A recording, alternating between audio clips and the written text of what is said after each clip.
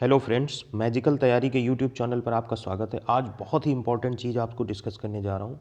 कल ही पद्म विभूषण 2021 की और पद्म भूषण 2021 की लिस्ट जारी हुई है जो कि इस साल दिए जाने हैं और इसमें बहुत ही बारीक चीज़ें हम आपको बताएंगे, इसलिए वीडियो को ज़रा सा भी स्किप ना कीजिएगा, पूरा देखिएगा।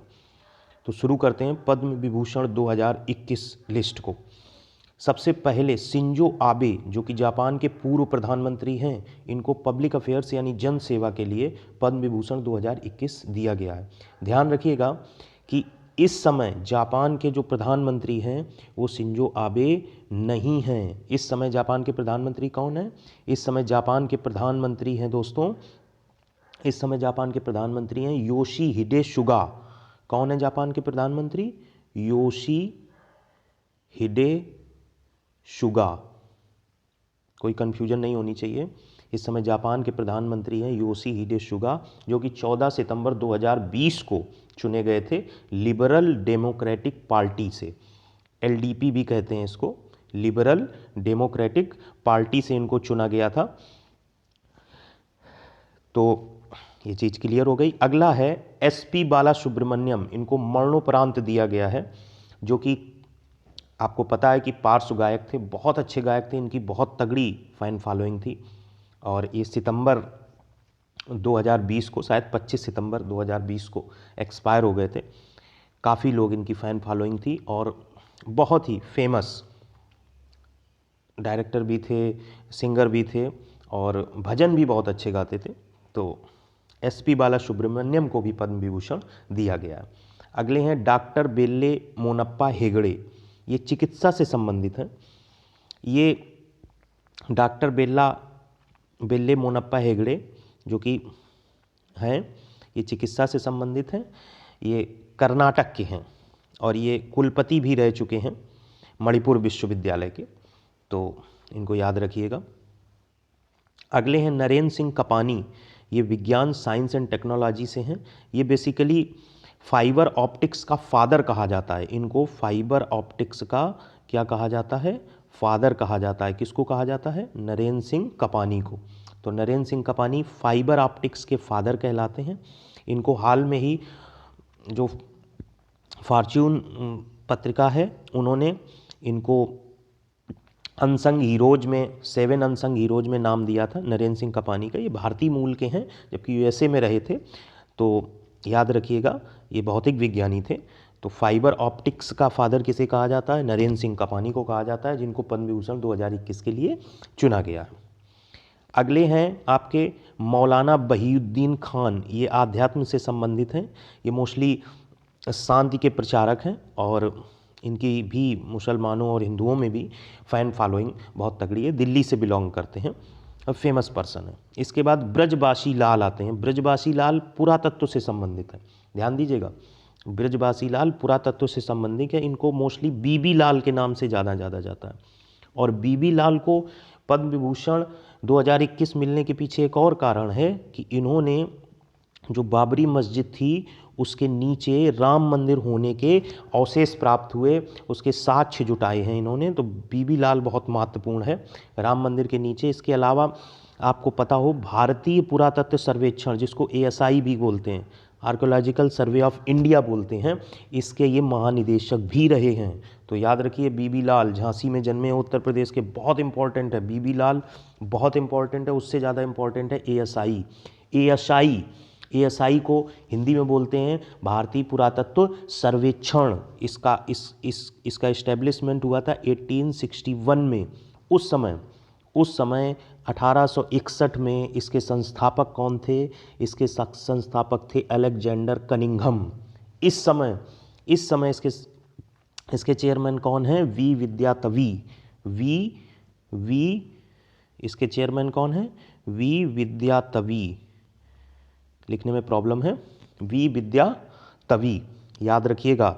तो आर्कोलॉजिकल सर्वे ऑफ इंडिया का स्थापना हुई थी 1861 में, जिस समय इसके संस्थापक थे अलेक्जेंडर कनिंघम। इस समय इसके वी विद्यातवी हैं। इसका मुख्यालय है, एएसआई का मुख्यालय है देहरादून में, जबकि इसकी विज्ञान शाखा का मुख्यालय है आगरा में।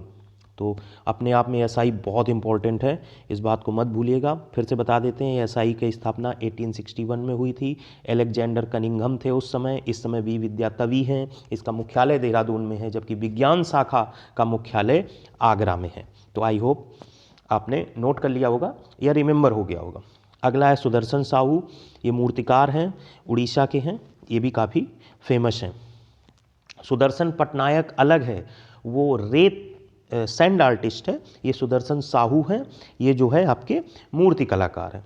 तो पद्म विभूषण तो 2021 इंपॉर्टेंट है। शिंजो आबे जनसेवा जापान, एसपी बाला सुब्रमण्यम कला तमिलनाडु, डॉक्टर बेल्ले मोनप्पा हेगड़े चिकित्सा Karnataka, Narendra Singh Kapany science and technology USA, he is the physicist और you can say he is scientist in the field of physics, also known as the father of in the field of fiber of optics. And Maulana Wahiduddin Khan, he is related to the spirituality belonging to Delhi. BB Lal or Brajbasi Lal is the founder of the archaeological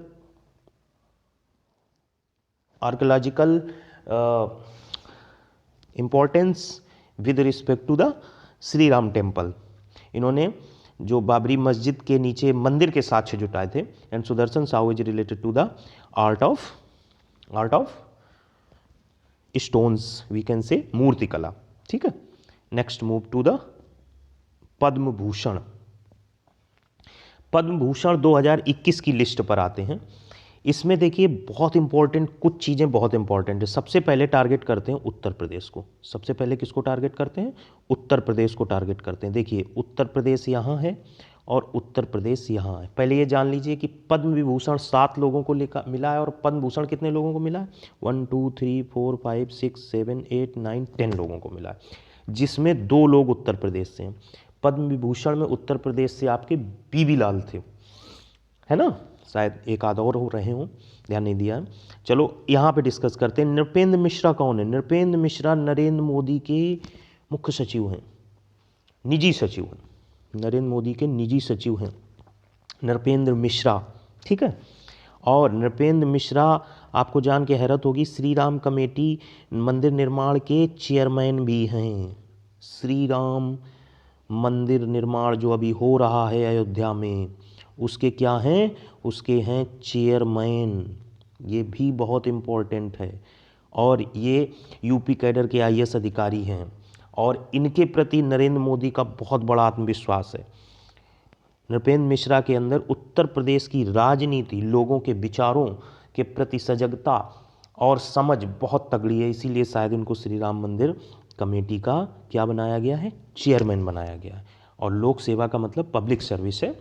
जब IAS अधिकारी एक लोक सेवक ही कहलाता है। रामविलास पासवान आपको पता हाल ही में एक्सपायर हुए। और केशु भाई पटेल बहुत इम्पॉर्टेंट है। ये 1998 से 2001 के बीच मुख्यमंत्री थे। इन्हीं को हटाकर नरेंद्र मोदी को मुख्यमंत्री बनाया गया था, ध्यान रखिएगा। इसीलिए केशु भाई पटेल अभी हाल में एक्सपायर हुए हैं, शायद नवंबर या दिसंबर में 2020 में एक्सपायर हुए हैं कुल मिलाकर। इसके बाद ही नरेंद्र मोदी ने इनको चुना है, क्योंकि केशुभाई पटेल व्यक्तिगत तौर पर नरेंद्र मोदी को पसंद नहीं करते थे, उनकी कुर्सी छीन कर बैठे हुए थे। जबकि रियलिटी ये थी कि नरेंद्र मोदी को बिठाया गया था। जो लोग होते हैं उच्च सत्ता में, वो उन्होंने बिठाया था इनको, लेकिन केशुभाई पटेल को लगा था कि ये नरेंद्र मोदी की ख्वाहिश बहुत ज़्यादा थी, इसलिए ऐसा हुआ। खैर, ये सब राजनीतिक बातें हैं। यहाँ पर इम्पॉर्टेंट चीज़ है, केशुभाई पटेल आपके हो गए जनसेवा से संबंधित हैं। रामविलास पासवान जनसेवा है। अगर आप एक सिर्फ नेता हैं तो आप जनसेवा के ही तौर पर जाएंगे। तरुण गोगोई आपको नाम शायद याद हो, सबसे ज़्यादा टाइम तक अगर असम का कोई मुख्यमंत्री रहा है तो यही है, 2001 से 2016। ध्यान दीजिएगा, ये कांग्रेस के हैं और जबकि भाजपा की सरकार है। जो लोग कहते हैं कि अवार्ड्स मिलते हैं तो सिर्फ सरकार के ही लोगों को मिलते हैं, ऐसा कुछ नहीं है। ये हमारी अपनी दृष्टिकोण है। तरुण गोगोई कांग्रेस के हैं, 15 वर्ष तक असम के मुख्यमंत्री रहे, अभी 2020 में एक्सपायर हुए, तो इनको भी जो है अवार्ड दिया गया है पद्म भूषण। ठीक है, अब आप बात करते हैं चंद्रशेखर कंबारा की। तो ये साहित्य और शिक्षा में कन्नड़ विश्वविद्यालय के संस्थापक भी रहे हैं, कुलपति भी रहे हैं, और कन्नड़ भाषा के ये बहुत फेमस साहित्यिक हैं और कन्नड़ भाषा में इनकी कई पुस्तकें भी हैं। ये कर्नाटक से हैं। तो देखिए इसमें कोई भी राज्य 2 बार नहीं आया, सिर्फ अपना उत्तर प्रदेश ही 2 बार है, और कोई राज्य मुझे तो नहीं दिख रहा है। ठीक है, केशुभाई पटेल हो गया, रामविलास पासवान हो गया, नृपेंद्र मिश्रा हो गया। अब बात करते हैं, किसकी बात करते हैं? त्रिलोचन सिंह, ये हरियाणा के हैं।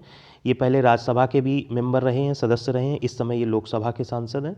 ये जो है जनसेवा में काफ़ी हरियाणा में प्रचलित हैं, इसलिए इनको दिया गया है। और कृष्ण नायर शांता कुमारी चित्रा, इनका पूरा नाम है कृष्ण नायर शांता कुमारी चित्रा। ये पार्श्व गायिका हैं केरल की, ये भी काफ़ी फेमस है।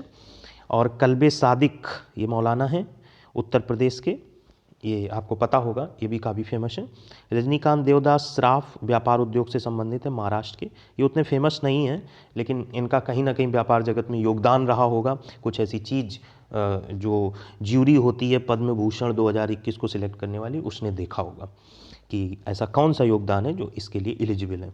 तो ध्यान रखिएगा कि उत्तर प्रदेश के 2 लोग हैं, नृपेंद्र मिश्रा, कल्बे सादिक। गुजरात का एक लोग हैं, केशुभाई पटेल, जो कि 2 बार मुख्यमंत्री रहे थे। 95 में सिर्फ 2 या 3 महीने के लिए रहे थे, फिर 1998 से 2001 तक रहे थे। ठीक है, कल्बे सादिक धर्म से संबंधित हैं, धर्म से संबंधित, कला से संबंधित, जनसेवा से सबसे ज़्यादा मिला है। 1 2 सुमित्रा महाजन छूट गया। सुमित्रा महाजन पता है कि कभी लोकसभा अध्यक्ष हुआ करती थी, तो इनको भी दिया गया है। और जनसेवा में 1 2 3 4 5, ये नहीं कह सकते कि पॉलिटिक्स को महत्व दिया गया। पॉलिटिक्स में अच्छा योगदान देने वाले लोग जो इस समय हमारे बीच नहीं हैं, चाहे वो रामविलास पासवान हो, चाहे तरुण गोगोई हो, चाहे केशुभाई पटेल हो, उन लोगों को भी रिस्पेक्ट मिलता है जो जनता को रिप्रेजेंट करते हैं, जनता के सेवक के रूप में होते हैं। और इसमें ये सारे लोग अपने आप में एक वैल्यू रखने वाले लोग थे, तो वैल्यूएबल पर्सन्स को दिया गया। इसमें मुझे राजनीति कहीं नहीं दिखती है। तो फिर से एक बार देख लेते हैं। कृष्ण नायर शांता कुमारी कला क्षेत्र के, केरल राज्य की हैं। तरुण गोगोई जनसेवा से असम राज्य की हैं। चंद्रशेखर कंबारा ये कन्नड़ भाषा से संबंधित हैं, ये बात मत भूलिएगा, ये कर्नाटक क्षेत्र से हैं। सुमित्रा महाजन जनसेवा मध्य प्रदेश से हैं। नृपेंद्र मिश्रा लोक सेवा IAS अधिकारी को भी मिला हुआ है, ये उत्तर प्रदेश से हैं। रामविलास पासवान जनसेवा बिहार से हैं। केशुभाई पटेल जनसेवा गुजरात से हैं। कल्बे सादिक धर्म से उत्तर प्रदेश से हैं। रजनीकांत देवदास श्राफ व्यापार उद्योग महाराष्ट्र से हैं। और त्रिलोचन सिंह जनसेवा हरियाणा से हैं। तो आई होप आपने इस वीडियो को एंजॉय किया होगा, और कुछ चीज़ें आपको बेहतर लगी हों तो कमेंट बॉक्स में ज़रूर बताइए। और अगर आपको लगे कि ऐसी ही और वीडियोज़ में बनाता रहूं तो सब्सक्राइब करिए। Thanks for watching the video.